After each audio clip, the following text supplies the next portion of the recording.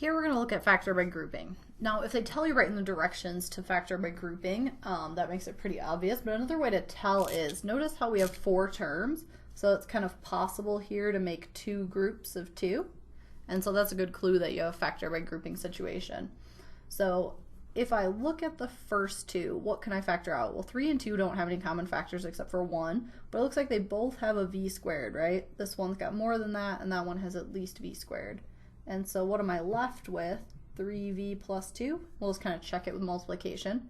This times this gives you this, and v squared times 2 gives you 2v squared. All right, then 9 and 6, they have a 3 in common factor, and so I'm left with 3v plus 2. Right, that gives you 9, that gives you 6. And then when you step back and look at the whole picture, you can tell that if I'm looking at this term, right, it has 2 factors, and this term has 2 factors. Notice how they both have a factor in common. They both have this 3v minus 2, or plus 2. So I can tell 3v plus 2, I can factor out of this whole term and this whole term. So if I factor 3v plus 2 out, right, a factor doesn't have to be a single letter number, it can be anything that's multiplied. Since this is all in parentheses, that whole thing is a factor. Then you say, well, what am I left with? Well, if I factor this out, I'm left with a v squared and a plus 3.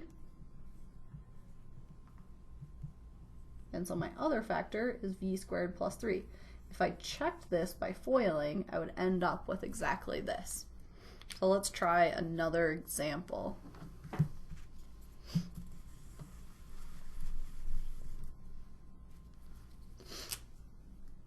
So 3u to the third minus 4u squared plus 21u minus 28.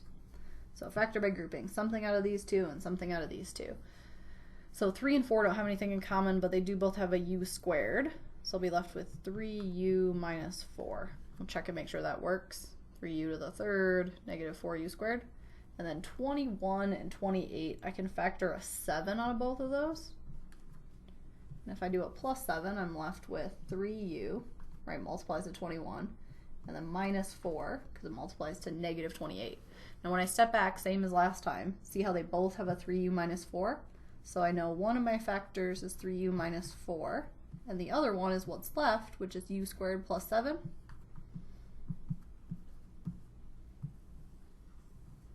And so there's factor by grouping.